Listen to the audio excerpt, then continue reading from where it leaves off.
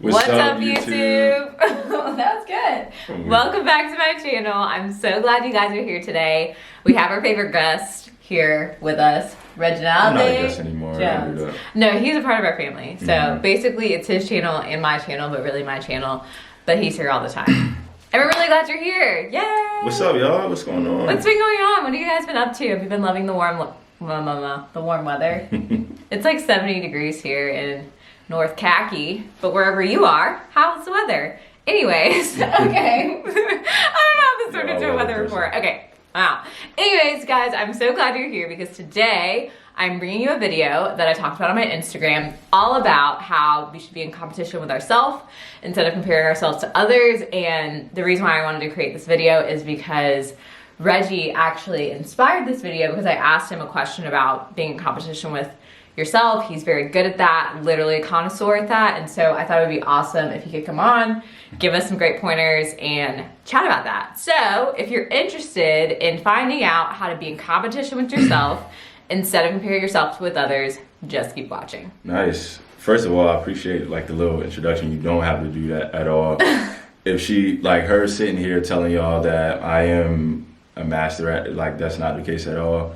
I'm still a work in progress and I'm still working on it. So I'm excited to talk about this with you, and as you guys are learning, I'm learning. Yeah, for sure. I think it would be good to just kind of get into how we got on this conversation. I mean, we frequently have pretty serious talks like this, I guess. All the time, which is good for relationships. I mean, just randomly in the car or sitting at home or whatever. But I randomly was thinking about it because I definitely know that a lot of my life I've compared myself to others, and I think that comes along with like being a perfectionist and always feeling like you have to hit a certain bar not only for yourself but also above the bar of others. And so I just kind of chatted with him and I was honest with him about like the things that were going on inside of me, how I was comparing, and just how to combat that, because I know he always talks about, oh yeah, I'm in competition with myself, like this is how I live my life. And so I simply asked him, how do you go about doing that? Like, what does that look like? Who taught you that? So,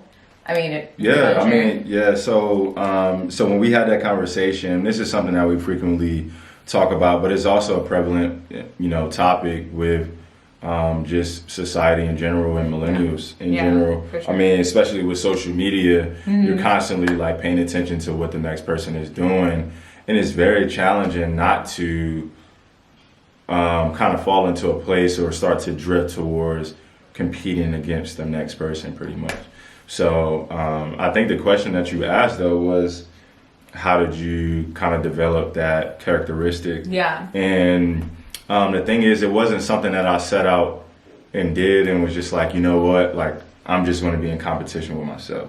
Yeah. I think it's something that I had to learn over time and get better with, and it's something that I'm still learning because there's still moments and times, just like you, Jasmine, where I start to drift towards being in competition with the next person. And it's, the thing is, like when you fall into that, it doesn't necessarily mean that you're jealous or basically hating on the next person. Yeah. It's a natural thing where we see or we admire or inspired by what the next person is doing or what someone else is doing, and we naturally want to be like, man, like what do I need to do, to get on that level or to be better or to be like that, pretty much. Yeah. And I think separating the two and understanding the difference between being inspired, admiring someone's work, and wanting to actually imitate someone else or be just like them,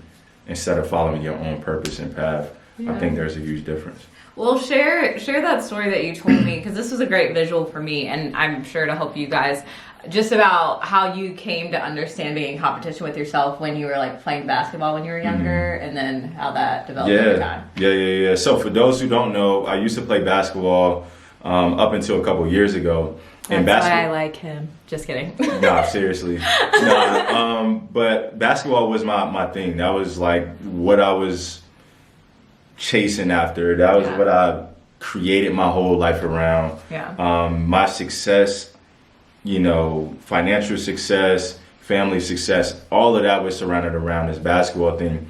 But when I first started out, I grew up in Philly, and the thing is, growing up in the city, it was highly competitive when it came to basketball. I mean, when you out there on the streets playing, like you can't come sweet, you can't come like just, like whatever. Like you actually got to be tough, and you got to be gritty, and you got to be good. And there was a league called the Sunny Hill League in Philly, which if you're from Philly, you know about it in some way, shape, or form. Some of the best players of all time played in it. Kobe played in it, Rasheed Wallace, a bunch of other players. But Sunny Hill, he was the owner of this league, basically, and it's a big-time league in Philly. And growing up, I played in this league. Now, whenever I was playing street ball, whatever, like, I played without a conscience. I wasn't thinking too much. I was just playing my own game, and that was where I thrived, even at a young age. But then playing in this Sunny Hill League, playing against big-time competition, I would literally go into shell shock mentally because I was just worried about, okay, who am I up against? Yeah. Or what type of competition is going to be here today or in this game, pretty much. And so because I was so consumed with that before the game even started, I was already holding myself back from being able to play my game. Right. And so over time, like as I was just getting embarrassed and I wasn't doing well and I was so consumed with what everyone else was doing, like I had to work on my game alone a lot of times, because there was times where I was getting cut from teams and I wasn't able to play, so I had to go off alone, pretty much work on my game. And so over time, I was learning how to push myself while also being pushed by, people like my dad and other coaches and stuff like that, trainers. And over time, I started to recognize the only competition that I truly have is me at the end of the day. Yeah. Like when my mind and my mental is not getting in the way, I am at my best. Yeah. Like when I'm not thinking too much, like that's when I'm at my best. And that translates from basketball to anything else in life. And it's become like muscle memory, But again, like I said, there's always times where I have to catch myself and be like, man, I'm starting to drift off. And kind of refocus. Yeah, that's really good. I remember because when he was telling me the story, I was like, wow, this is so powerful. And I definitely need to share it on my YouTube. But he also asked me this question. I think you asked me, what is like your end goal in life, or what is your something like that. Basically, like what are you wanting out of life? What are your goals? What are your motives? And once he said that, like that changed everything for me, because I was sitting here striving and grasping for something that someone else wanted. And I gave this example on my Instagram. Like if someone wants to own a dog shelter and I just want to own a dog, well then why am I comparing myself to someone who wants to own a dog shelter? That doesn't even make sense because it doesn't align with like what the goals I'm trying to accomplish or my motives in life. Like if you're trying to be a doctor, but you see like all your friends creating businesses, it's like, well, why are you comparing yourself? Because if you're on the path to be a doctor, then like do that. If that's your end goal in life, do that. Yeah. And I think on social media, a lot of times people make us feel like, oh, we have to be entrepreneurs or doing our own thing or creating our own label or whatever. And people forget that like, hey, it's okay if you have a normal 9-to-5 job. Like that's so cool. That's so cool if that's what you feel led and called to do. Because being an entrepreneur, owning your own business is not for the faint of heart. And so that I'd say all that to say, I feel like comparison is definitely the thief of joy. That's a verse in the Bible. And the thing is, and the thing is, like we have to be really, really careful and align ourselves with our motives and our goals so that we can go into every day, okay, I know my end goal, I know my motive in life, so that's what I'm chasing after. So then when you see this and that and this car and that house and these outfits and whatever, it's like, oh, I mean, that's cool. I admire that. Good for you. But I can just keep on trucking because I know my end goal. And my issue is I am such a doer in life. I don't take the time to stop and reflect on the things that I want, my end goal, my motive in life. And so like our conversation really caused me to pause and make sure that I'm doing that every day. And it has been life-changing. Like I feel so free now. Yeah, that the reflecting part is huge. Yeah. When when we like understand how to slow down and actually reflect, self-reflect, not reflect on what's going on around us, but self-reflect internally, then we'll begin to understand, okay, what is my motive? What is my drive? What are my ambitions? Why am I doing this? Because if you find yourself, a lot of times, if you slow down, you'll understand that a lot of the things that we do or chase after, there's a motive there that is not purposeful, and it's not aligned with what our overall purpose is. Come on. Sorry. So and once you start to understand like what your purpose and your motives are and what the end goal is, there's something that I read, and it talked about starting backwards. So if you start from the end, which is the end goal, the overall motive, the overall purpose, when you start there and you work backwards, you'll have a clear understanding and a clear view of how you should go about doing things and why you should do it and what your path is. Because the thing is, like, if you get focused on, okay, this person is doing this and this person is doing that, but you're not meant to do that, of course you're not going to feel like aligned. Of course it's not going to go right. Of course you're going to get distracted easily about what everyone else is doing around you, because you're possibly not meant to be doing that thing, or not meant to be doing it in that way, the way that they're doing it. So I think reflection, like you said, is the biggest, that's the first part of it. Understanding that self-reflection is huge to gain clarity on what the overall goal is and what your motivation is. And striving without a purpose is not sustainable. Like, that's the thing about it. It's not sustainable at all. Whether it's with YouTube, whether it's with a business you're trying to run, whether you're trying to become a doctor, or whatever it looks like for you. Like, you have to make sure that your motives or the actions that you're doing are back behind your end goal and your motives. Because at the end of the day, like, everything is a slow process. Like, starting out, YouTube, being a doctor, whatever. If you're trying to be a doctor, it's years and years of schooling, and you don't see the fruits of your labor until years down the line. If you're on YouTube, I mean, I know some YouTubers who were on YouTube for 4 years and then all of a sudden they blew up. But again, the 4 years, it was slow and painful, and you had to be reflective and shift and pivot and change things. So when you understand your purpose, like, it changes everything, and it helps you to be more laser focused.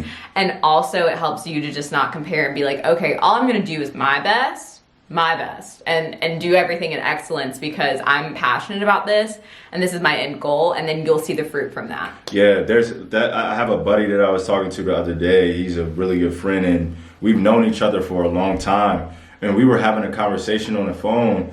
And right now he's an artist, like, he's a photographer, and I know how challenging it is for artists, and especially creatives, because creatives don't always get appreciated for their work. So a lot of times when they see the next person getting appreciated for it, they're like, man, well, what am I doing wrong? When the whole point of creativity is bringing your own unique ideas, and not everybody is going to be able to associate with that. But that's a whole nother topic. So I had this conversation with him, and he was just having trouble with that exact thing. Like, yo, I feel like I'm not appreciated. I feel like I'm not getting the likes or the attention, blah, blah, blah. And the thing is, like, I absolutely understand that. Like, we're human. You know, we desire attention. We desire acceptance. And we fear rejection, you know, at times. But what I was telling him was, okay, first of all, like, you have to understand that you putting out your work, like, is a privilege. You being able to do what you're doing and being gifted in what you're doing. That is a privilege that some other people want and they don't have. Like, not everybody can be out here and say that they have an eye for photography. Or not everyone out here can say that they're a natural, like, entrepreneur, like, they have those type. Like, not everybody can say that. So the fact that you have that, like, be grateful for that. You know, understand, like, yo, I'm unique. I was created this way, and I have a purpose, and it's different from anybody else's purpose or path. So understanding that first, but then two, like, what I shared with him was, you're in it for the wrong reasons. Like, if you're in it to get acceptance from someone else, you're in it for the wrong reasons, because the thing is, like 100 people can see your work. But if one person gets inspired by it, or it impacts their life, or they're like, yo, like I see their work, I see what they're doing, and it makes me want to go after that the same way. It makes me want to pursue my dreams. Then you've done your job. Yeah. Even if it was just one person out of 100 people. Yeah. Where a lot of times, like, we want 100 people to click like on Instagram, Yeah. and we feel like that's what's going to satisfy us. But then we're only just going to want more. Like, we're just going to want, okay, next time I want 150 likes. Yeah. Or next time I want 10 more follows. Or I want, why people ain't sharing this. You feel me? So I think just understanding like why we're doing what we're doing is important as well. So that way we're not getting caught up on what's going on in the next lane or the other lanes beside us and looking at people as competition. Right. You know, because honestly, like when you look at yourself as your own competition, I mean, that's the fact. Yeah. Like you're the only one that can stop you from getting to where you need to go. Yeah, no one else. Good. No one else can do that. Yeah, that's really good. One more thought. I don't want to make this too long, but I was just thinking about this, like when you were talking, and then also just that light beaming too. I know in my own reflection, but just understanding that everything that I do, my purposes in life and things like that, it has to flow from a servant's heart. And I know that there was times on YouTube where I was kind of like in a rut because I was taking YouTube courses and then they were telling me I have to have a niche, but then like I didn't feel led to have a niche. And so then you remember I was just like sitting here like going stuck. crazy. I was like, I can't make a video because I don't even know what my niche is. So anyways, the thing is, what I've realized is I love to inspire people and help people through the lessons that I've learned and the things that the Lord has taught me.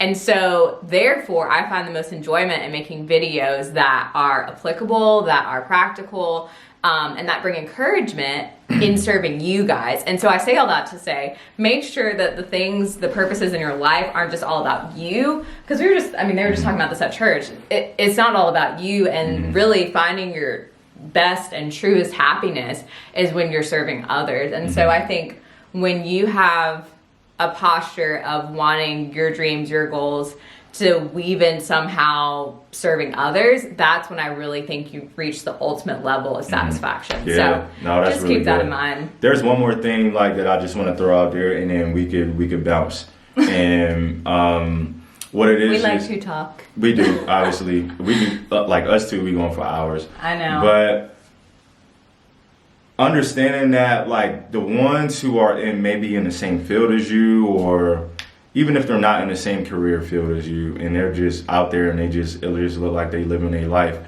First and foremost, like you have no idea what's going on behind the scenes. Yeah. So everything could look so gracious and look so good on the outside, but you don't know like what's going on behind closed doors. They could be struggling with something else. You feel me? That you may not be struggling with. But the second thing is, instead of looking at people or other businesses or other brands as competition, look at it as an opportunity. Because if you look at it as an opportunity, that could actually help you move forward in what you're doing. It's nothing wrong with taking, something from here and something from here and being able to mesh it with your own ideas and your own motivations and stuff like that, because you're using that as a learning opportunity. But then when you start to view other people or other businesses or other brands as competition, now you're looking at them like, man, like you're so focused on what they're doing that you literally start to get off your own game plan. Right. Like, and get off your own track and start worrying about what they're doing, and you're getting distracted, and that can hold you back. Yeah. So instead of looking at them as competitors, look at them as an opportunity. Yeah. And at the end of the day, you're your own competition. Yeah. And I think that's the biggest thing that we should all understand and learn to understand. Ew, that's good. All right, guys. Well, thank you so much for watching. I hope you enjoyed this. I know, the lighting. Okay, anyways, let me know in the comments down below if you resonate with this, if you are learning and on this journey to being in competition with yourself instead of comparing yourself with others. But I appreciate you guys so much, and appreciate y'all. yeah, we can't wait to see you in our next video. Love you. Bye.